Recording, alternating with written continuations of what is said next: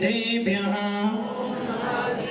यदर्चा भावेन प्रमुदित मनः दरेदर्यः छदातासित स्वर्गे गुणगण समृद्ध सुखनिधि लभन्ते सद्भक्त्या शिव सुख समाजं किमु तथा महावीर स्वामी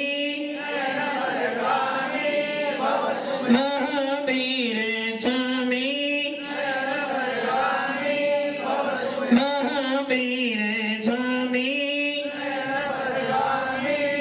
गुरुमहापन्तनानितं ज्ञान दर्शन रहेगा चारित्रानं गंभीर मोक्ष मार्गोपदेशिका पंच प्रविष्टि भगवान की एक राधिनाथ भगवान की अंतिम संसदपति भगवान महावीर स्वामी की परम पूज्य आचार्य श्री कुंद कुंद भगवंत की आचार्य श्री विमल सागर जी महाराज की आचार्य गुरुदेव सनमती सागर जी महाराज की 3 करोड़ 9 करोड़ मणि राजों की द्वादशांजन वाणी माता की परम पूज्य दिव्य तपस्वी अध्यात्म विराज संत आचार्य भगवंत श्री सुंदर सागर जी महाराज की समस्त आचार्य संघ की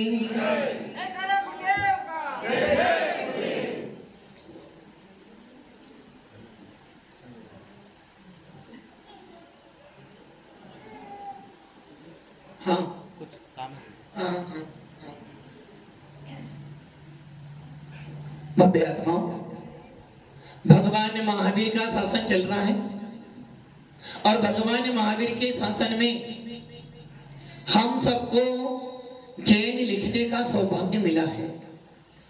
भगवान महावीर के शासन में हमें वीतरागता का अवलोकन करने का अवसर मिला है और भगवान महावीर के शासन में हमें सेव सात गुरु के सानिध्य में बैठकर कुछ पल बिताने का अवसर मिला है।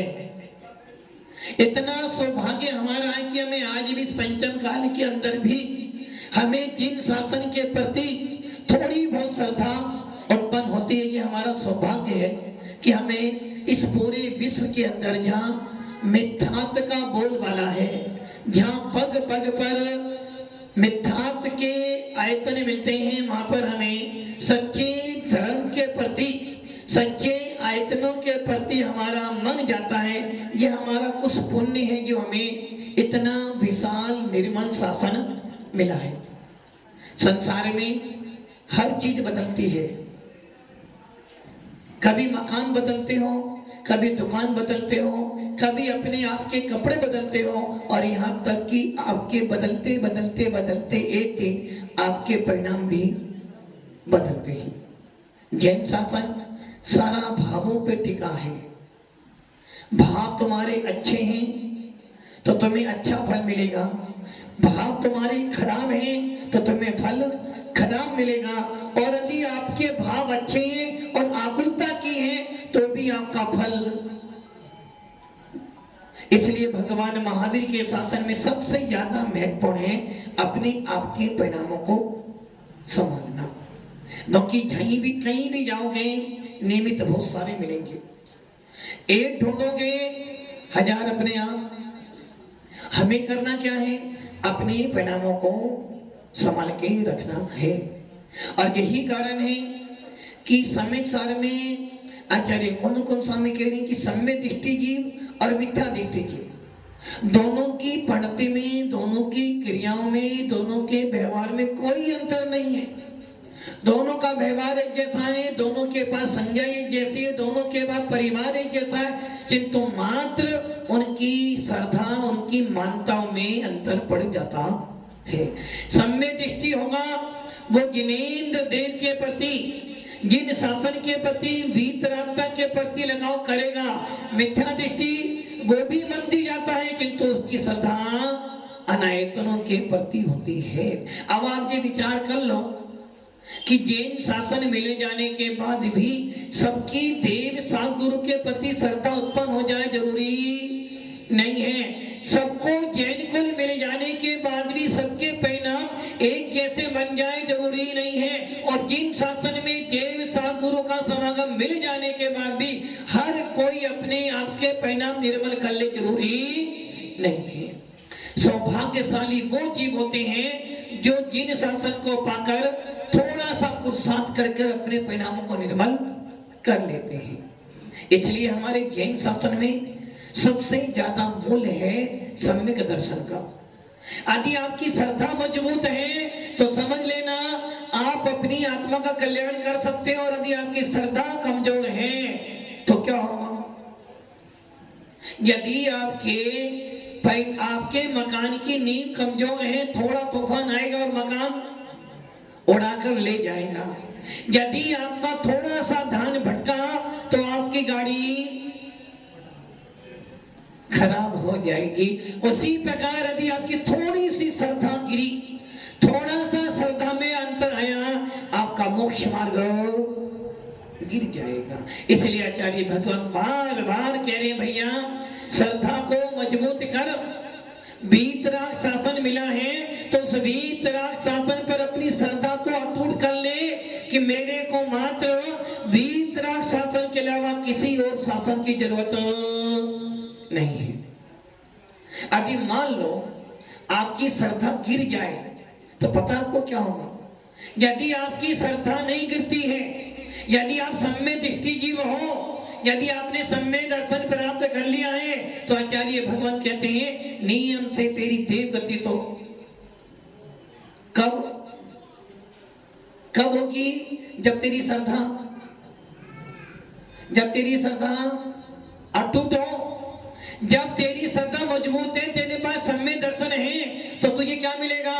ओनली देव गति। और उस देव गति के अंदर भी भवनवासी जा नहीं सकते, व्यंतर बन नहीं सकते, ज्योतिष देव में पैदा हो नहीं सकते। क्योंकि यदि आप भवनवासी बनते हो तो मिथ्या पूर्वक बनोगे, व्यंतरों में जाते हो तो मिथ्या पूर्वक जाओगे, ज्योतिष में जाओगे तो मिथ्या पूर्वक जाओगे।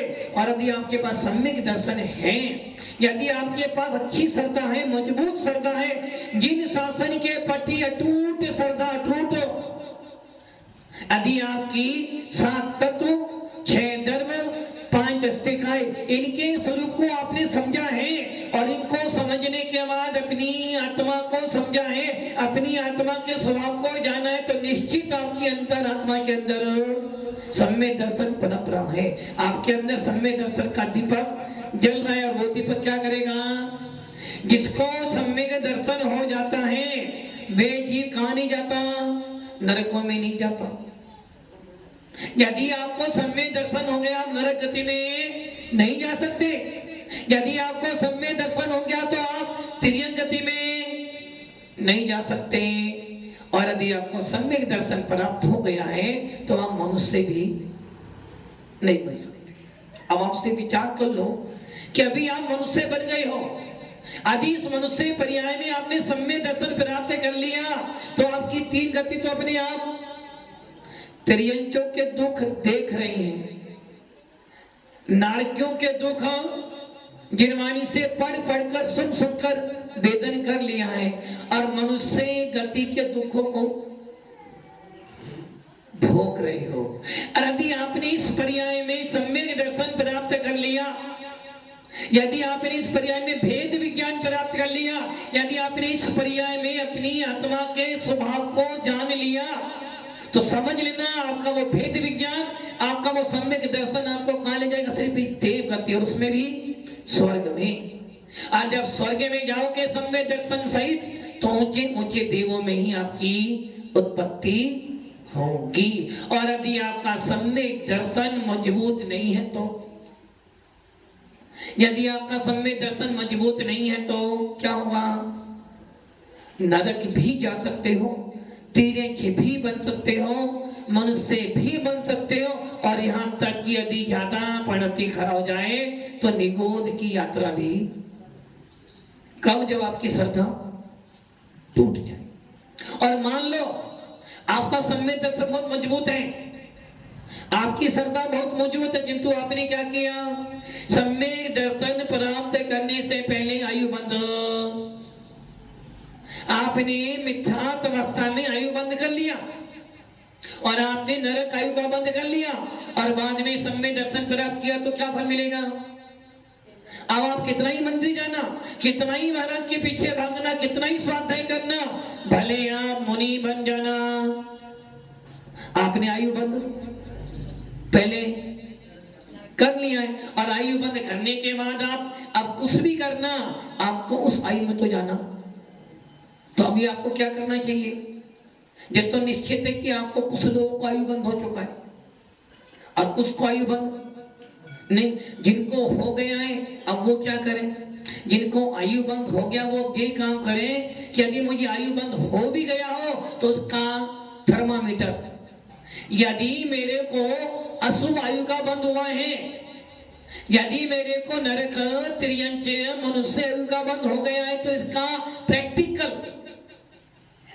इसका प्रैक्टिकल क्या है कि मेरे परिणाम संयम लेने के बन रहे हैं क्या? मेरे परिणाम संयम लेने के बन रहे हैं क्या? क्या मेरे परिणाम महाराज बनने के बन रहे हैं क्या? क्या मैं महाराज बनने के लिए पुरुषार्थ कर रहा हूं क्या? क्या मैं अपनी आत्मा का कल्याण करने के लिए मोक्ष मार्ग पे बढ़ना चाहता हूं क्या? यदि चाहते हो और आपका मन कह रहा है कि मुझे मोक्ष मार्ग पे बढ़ना है, तो फिर आपको क्या करना चाहिए? ये समझ लेना चाहिए कि मेरे को भी आयु बंद नहीं हुआ है, क्योंकि यदि मेरे को नरक तिर्यंच मनुष्य आयु का बंद हो जाता तो मैं संयम के लिए पुरुषार्थ, और यदि आपका मन आपकी आत्मा कहते नहीं संयम अभी नहीं लेना, अभी और घर में रह लो, और घर में रह लो, अभी क्या लेना, अभी तो बहुत काम करने हैं, बहुत काम करने, तो समझे ना आपको क्या हो गया है? आपके परिणाम महाराज के उपदेश सुनने के बाद भी, जिनवाणी सुनने के बाद भी यदि आपके परिणाम संयम के नहीं बन रहे हैं, अरे क्या करना, अभी तो जीवन बहुत लंबा है, बाद में देखेंगे, तो समझ लेना आपको किसी ना किसी त्रियंच, नरक या मनुष्य आयु का बंध हो गया। क्योंकि हमारा सिद्धांत कहता है संयम वो ही ले सकता जिसको मात्र एक देव आयु का बंध, अथवा संयम वो ही ले सकता जिसको किसी आयु का बंध। और यदि आपके परिणाम मोक्ष मार्ग के बढ़ने के नहीं हो रहे हैं, यदि आपके मुनियों को देखकर, आर्यिकाओं को देखकर यदि आपके परिणाम उन जैसा बनने के नहीं हो रहे, और हो भी रहे हैं, अभी नहीं, अभी 10 साल 15 साल 20 साल के बाद, तो समझ लेना आपको किसी न किसी अशुभ आयु का तो बंद हो गया या होने वाला। अब आपको क्या करना चाहिए? अपना अपना प्रैक्टिकल कर लो। बुखार आता है तो डॉक्टर बताता है, बुखार आता है तो आपको अनुभव वेदन होता है, उसी प्रकार यदि आपको अशुभ आयु का बंध हुआ है तो ये वेदन वो आपको बार बार कह रहा है कि आपकी परिणति संयम के प्रति नहीं बन रही है, आपके भाव, आपकी श्रद्धा जिन शासन के प्रति अटूट नहीं हो रही है, तो इसका सीधा सीधा कारण है कि आपको आयु बंध। अब आपको क्या करना चाहिए? अपने मन को टटोलो कि क्या मेरा मन संयम के प्रति भाग रहा है या मेरा मन संसार की ओर भाग रहा है, मेरा मन विषय कसायु में भाग रहा है या मेरा मन रहे सदा सत संग होने का, ध्यान होने का नित्य रहे। यदि ये परिणति बन रही है तब तो मोक्ष मार्ग पे बढ़ रहे हो, और ये परिणति रहे, यदि आपकी परिणति संसार के मार्ग में विषय कसाय में बढ़ रही है तो समझ लेना परिणति आपकी खराब हो रही है। और वो छंद क्या कहेगा फिर? बालपने में, तरुण समय, अर्ध मृतक। तो यदि आपकी परिणति ऐसी है तो समझ लेना अशुभ आयु का बंध हो चुका है। अब अशुभ आयु का बंध हो जाने के बाद तो कुछ भी कर लेना, कितना ही धर्म करना, कितना ही दान पुण्य कर लेना, अब तेरे को बचाने वाला कोई भी नहीं है। राजा सैनिक को अशुभ आयु का बंध हुआ, उसने भगवान महावीर के समूह शरण में मुख्य श्रोता बन जाने के बाद भी क्या किया? नरक में जाना ही पड़ा। और नरक में जाने के बाद 84,000 वर्षों तक वहां के वेदना, वहां के दुख भोगेगा। और जब तीर्थंकर बनेगा, क्या कहेंगे, कहां से आया था? राजा सैनिक कहां से आया? नरक से आया। भले ही प्रथम तीर्थंकर बनेगा, किंतु आया कहां से है? नरकों से आया है। तो इसने पूर्व पर्याय में कोई ना कोई गलत काम किए हैं। वैसे ही यदि आपकी आत्मा में जिन शासन के प्रति, संयम के प्रति परिणाम नहीं बन रहे हैं, तो समझ लेना कहीं ना कहीं आपकी श्रद्धा, कहीं ना कहीं आपका आयु बंद हो गया। और ऐसा भी हो सकता है कि आप मनुष्य बन गए हो, मनुष्य से मनुष्य बन सकते हो, मनुष्य से मनुष्य आप बन सकते हो। यदि आपको आयु बंद हो गया है मिथ्या पूर्वक, तो आप मनुष्य से मनुष्य बन सकते हो। किंतु मनुष्य से मनुष्य बनने के बाद क्या काम हो सकते हो? आप कुभोग भूमि भी जा सकते हो। कहां जा सकते हो? अंतर्दीपक कुभोग भूमि, जहां पर जाकर पशुओं जैसा चेहरा तो पशु जैसा है और पूरी बॉडी मनुष्य जैसी है। हाथी के मुंह वाले, गधे के मुख वाले, मछली के मुख वाले, बंदर के मुख वाले, कुत्ते के मुख वाले। एक पैर है, दो पैर, एक पैर है तो तीन पैर हो गए, एक आंख है तो तीन आंखें हैं, चार हाथ हो गए, फिर रूप लेकर पैदा होंगे। कहां पर? मनुष्य हो। तो क्या आपने मनुष्य ही बंद कर लिए तो कहां चले गए आप? कुभोग में चले गए, पड़े रहो, आकार ग्रहण भी नहीं कर सकते। और अभी क्या मिला आपको? अभी कर्म भूमि मिली है, जिन शासन मिला है। अभी चाहो तो अपने परिणामों को बहुत अच्छा बना सकते हो। आपको भी ऐसे अच्छे परिणाम, अभी आपके भावों को, यदि आप चाहो तो अभी आप पांचों भावों को प्राप्त कर सकते हो। यदि चाहो तो आप सारे कर्मों को विनाश कर सिद्धत्व की प्राप्ति कर सकते हो। और यदि आप चाहो तो इसी आत्मा के अंदर परमात्मा प्रकट, किस पर्याय में? मनुष्य भव में नहीं। मनुष्य भव मिल गया, भोग में मिली तो क्या करोगे? मनुष्य तो बने, भोग में मिली तो क्या करोगे? कुछ नहीं कर पाओगे। मनुष्य बन गए, कुभोग में मिली क्या करोगे? और मनुष्य पर्याय मिली और कर्म भूमि ना मिले तो, इसलिए मनुष्य पर्याय मिली है अभी आपको। अभी चाहो तो आप कहीं भी कैसा भी पुरुषार्थ कर अपनी गति सुधार सकते हो। और यदि इस पर्याय के बीत जाने के बाद, जरूरी नहीं कि आपको जिन शासन मिले, जरूरी नहीं कि आप जैन कुल में पैदा हो जाओ। और जैन कुल में पैदा हो भी गए, मालूम पड़ा आपसे खाती नहीं है। क्या नहीं है?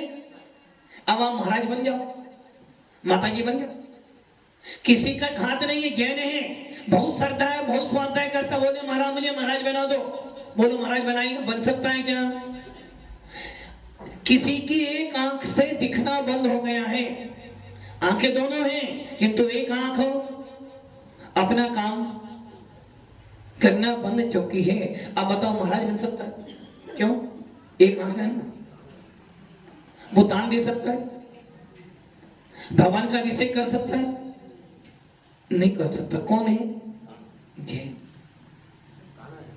जैन है, आंख खराब है। जैन तो है, बहुत गरीब है, जैन कुल को मिला है किंतु घर वाले,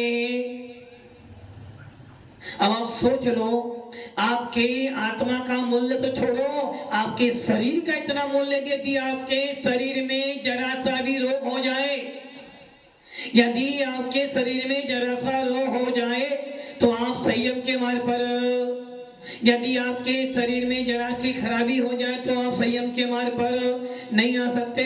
और यदि आपके परिणाम थोड़े से अच्छे भी हो किंतु आपकी पात्रता ना हो तो, और अभी क्या है, अभी हर चीज आपके पास में, उसके बाद भी क्या लगा हुआ है? अभी तो बहुत सारे काम।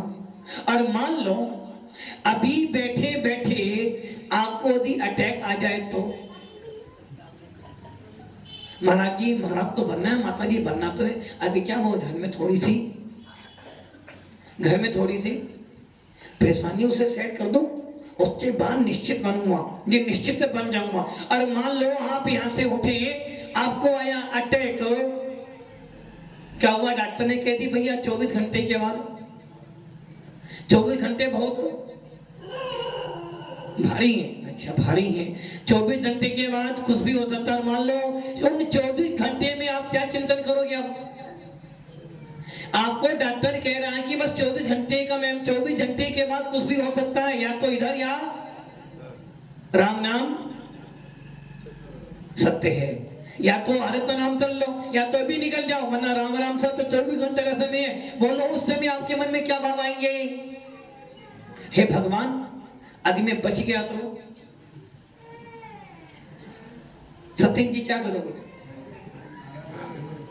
यदि मैं बच गया तो नहीं, मंदिर रोज नहीं जाऊंगा, महाराज कैसे चले जाऊंगा। और जैसे ही कोई पुण्य कर्म का होता है, आप ठीक हो गए, अरे महाराज जी अभी थोड़ा सा काम कर लो फिर चलो रहूंगा। क्या हो गया? मतलब कि आपने अपने जीवन का मूल्य, अभी तुम्हारे हाथ पैर चल रहे हैं, अभी तुम्हारा शरीर तुम्हारा साथ दे रहा है, और यदि ऐसा अवसर आ जाए कि तुम्हारा शरीर तुम्हारा साथ देने बंद कर दे और फिर तुम भाव बनो, चलो महाराज बन जाओ, माता जी बन जाओ, तो महाराज कहेंगे भैया 1.5 बोरी को हमें नहीं चाहिए। अभी तुम्हारे हाथ पैर चल रहे तो क्या करते हो? नहीं, बेटे को संभालना है, पोता संभालना है, घर बनाना है, दुकान संभालनी है, मेहमान निभाना है। और जिस दिन तुम्हारे हाथ पैर काम नहीं करेंगे, उस समय क्या होगा? उस समय धर्म भी गया बेटा, अब तो अपने हाल पर। तो हमें क्या करना चाहिए? हमारा शरीर स्वस्थ है, हमारे निरोगी काया है, हमारे हाथ पांव चल रहे हैं, तो हमें अपनी आत्मा का हित कर लेना चाहिए। नहीं तो भव्य आत्माओं निश्चित है कुछ काल बाद, कुछ समय के बाद, कुछ फलों के बाद तुम्हें तो जाना है ना, तुम्हें भी जाना है और हमें भी। आपको चिंताएं हैं बहुत सारी, यदि मैं चला गया तो घर का,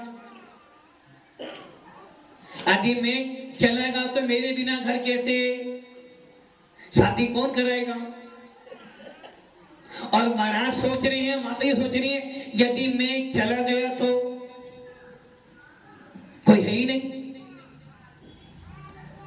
यदि मुनिराज की समाधि अभी भी हो जाए तो उनको कोई विकल्प, ना कोई आगे है और ना कोई साथ जाएगा, ना कोई साथ। आपके साथ में तो जाने वाले बहुत सारे हैं ना। क्यों? जब आप मरोगे आपका बेटा जाएगा, बेटी जाएगी, पत्नी जाएगी, पोते जाएंगे, धन संपत्ति सभी तो जाएगी ना, नहीं जाएगी? सब जाएंगे सब साथ में जाएंगे। इसलिए जाएंगे कि ये वापिस ना, सब साथ में जाएंगे। पत्नी बढ़ेगी मात्र घर की देरी तक, कहेगी बस मेरा इतना ही संबंध है, अब तुम जाओ अपनी यात्रा के लिए करो।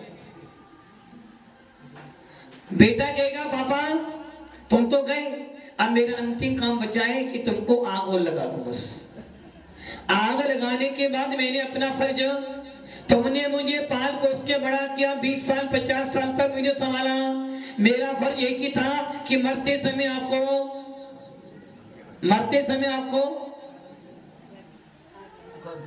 क्या, मरते समय नहीं, मरने के बाद, मरते समय नहीं दूंगा। यदि मरते समय अग्नि दूंगा तो लोग कहेंगे बेटे ने बाप को जला दिया, यही तो होगा ना। यदि आपको डॉक्टर कहते भी 2 दिन बची हैं, 2 दिन के बाद ये व्यक्ति चला जाएगा, और बेटा सोचे 2 दिन पापा बहुत बीमार हैं, पापा बहुत बीमार हैं, ना उठ बैठते हैं, ना बैठ पाते, ना खा पाते, वेदना बहुत हो रही, बहुत वेदना, इस वेदना को तो हम भी चलो पापा को गला खा के मार दो, तो लोग कहेंगे बेटे ने बाप को मार दिया। और मरने के बाद यदि बेटा जलाकर आए तो लोग कहेंगे बेटे ने, अपना फर्ज, मतलब कि पहले बेटा मार रहा था तो उसने गुनाह किया था, और मरने के बाद चला था उसने अपना फर्ज पूरा किया। तो बेटा भी यही करा, पिताजी मरते समय नहीं जलाऊंगा, आप पहले मर जाना, उसके बाद मैं जलाकर आ जाऊंगा, मेरा तुम्हारा लेन देन कितना ही है। आपने बड़ी मेहनत से मुझे पाल पोस के बड़ा किया है, बड़ी मेहनत से पढ़ाया था, अपना पूरा जीवन, अपना पूरी मेहनत आपने मेरे पीछे बर्बाद की। मेरा कितना फर्ज बनता है, जब मर जाओगे जलाकर आ जाऊंगा और आकर नहा भी लूंगा, मेरा कर्ज। और 13वें के दिन के बाद तो पूरी जिम्मेदारी मेरे ऊपर, बस इतना मेरा तुम्हारा फर्ज है। किंतु मुनीराज कह रहे हैं भैया, ना कोई आगे है ना कोई त्यागी मत कहे भैया, हमें ना तो कोई रोएगा और ना कोई, बल्कि सब कहेंगे नहीं अच्छा हुआ समाधि हो गई, यही कहोगे ना। और तुम्हारे घर में कोई चला जाए तो बहुत बुरा भी हुआ, और 12 दिन तक बुरा सोचोगे, 12 दिन तक हर रोज, और 12 दिन के बाद भी जब उसकी याद आएगी तो भगवान ने बहुत बुरा किया। और मुनिराज समाधि करने, त्यागी वर्ती समाधि करने, बहुत अच्छा हुआ, हमारे यहाँ समाधि होती, बहुत अच्छा हुआ था, बहुत अच्छा, यही बोलोगे। और कभी ये नहीं बोले कि मेरे यहाँ वो मतलब बहुत अच्छा हुआ, जब भी नहीं बोलने वाले, न कि यही संसार का मोह है। जानते हो सब जाएगा, साथ में कुछ भी थोड़ा बहुत तो जाएगा। मुनि जानते हो कोई साथ में नहीं जाएगा, फिर भी जोड़ कर सब मानते हैं, जाऊंगा तो अकेला जाऊंगा, आया था अकेला था, और कितना ही कर लूं घर वालों के लिए, कभी मेरे घर वाले मेरे होने वाले हैं। और ये भी जानता हूं जितना धर्म में दे दूंगा वो सब मेरा है, सब जानते हो, किंतु फिर भी किसे देते हो? फिर भी घर वालों को कि मोह महा मद पियो अनादि, भूल आप को भर मत भक्ति। दान देना हो तो 10 दिनों से पूछोगे, दान देना हो तो 10 बार मन से पूछोगे, दान देना हो तो दो यानी दो, मेरा मंदिर है तेरा मंदिर है। और यदि बेटों को देना हो, बेटियों को देना हो, डॉक्टर को देना हो, वकील को देना हो, बाजार में देना हो, रिश्तेदारी में देना, नहीं सोचते भाई दिमाग तो देना। दीपावली आई है तो पटाखे तो दीपावली तो मिठाइयां तो लानी है, कपड़े अच्छे पहनने ही पहनने हैं, व्यवहार निभाना है, किंतु दीपावली आई है मंदिर में दान देना है, ये विचार। यदि मंदिर में दान दे देंगे तो थोड़ा सा, और घर में लाओगे सोना घर में तो रहेगा ना। बस यही मिथ्या दृष्टि सम्य दृष्टि की पहचान है। सम्य दृष्टि सारे काम कर रहा है, मिथ्या दृष्टि सारे काम कर रहा है, किंतु उसकी मानता बदली हुई है। और यही कारण है कि आचार्य भगवान कहते हैं सम्य दर्शन पूर्वक मरण किया है। यदि तूने भेद विज्ञान पूर्वक मरण किया है तो तू निश्चित रूप से देवगति में, और यदि तूने अपने जीवन में भेद विज्ञान पूर्वक, सम्यक दर्शन पूर्वक यदि तूने संयम धारण कर लिया और संयम का अच्छी तरह पालन कर करके अंतिम समय में तूने अच्छी तरह से समाधि मरण किया है, सम्यक दर्शन पूर्वक मरण किया है तो देवगति मिलेगी। और यदि तूने सम्यक दर्शन पूर्वक महाव्रत संयम धारण कर लिया है और अंतिम समय तक तूने अपने सम्यक दर्शन को नहीं छोड़ा, और अंतिम समय में तूने बड़ी बुद्धि पूर्वक, सावधानी पूर्वक आत्मा को जानते हुए परमात्मा में लीन होते हुए समाधि मरण कर लिया, तो अधिक से अधिक 7 या 8 भाव। कब? जब तूने अपने भेद विज्ञान को समझकर महाव्रत धारण किए, त्यागी व्रती बना, महाव्रती बना, और तूने अंतिम समय जब आया तूने अपने आप को स्थिर करते हुए समता भावों से त्याग पूर्वक सब कुछ छोड़ छाड़ कर जो साधना थी कि उसका फल मिल जाए, तो तू अधिक से अधिक 7 या 8 भाव में क्या बन जाएगा? भगवान। और यदि तेरी समाधि हुई, थोड़े से परिणाम अच्छे लगे, थोड़े से नहीं लगे, तो फिर भी कम से कम अधिक से अधिक कितने हो गए? 7-8। यदि तेरे परिणाम बहुत अच्छे, बहुत अच्छे बनाए और तेरे को अच्छा समागम मिल गया, तो तू कम से कम 2 या 3 भव में, कितने भव में? 2 या 3 में यदि तूने उत्तम समाधि में रहकर 2 या 3 भव में मोक्ष हो। और यदि तेरे थोड़े से परिणाम झीले रहे, साधना अच्छी की, परिणाम अच्छे बनाए, त्याग पूर्व समाधि मरण किया, थोड़ी सी शरीर की वेदना के कारण थोड़ा सा आकुलता हुई और तू 7-8 भव में नियम से मोक्ष हो। किसका प्रभाव ये सारा?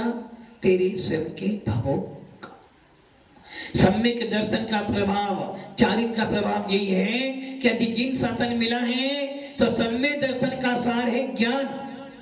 यदि भेद विज्ञान हुआ है तो ज्ञान अध्ययन कर, और जब तुझे ज्ञान तत्वों का बोध हो गया है, तत्वों के परिचय हो गया है, तत्वों में से अपनी निज तत्व को ज्ञान गया है, तो फिर तेरा उसका फल है चारित्र।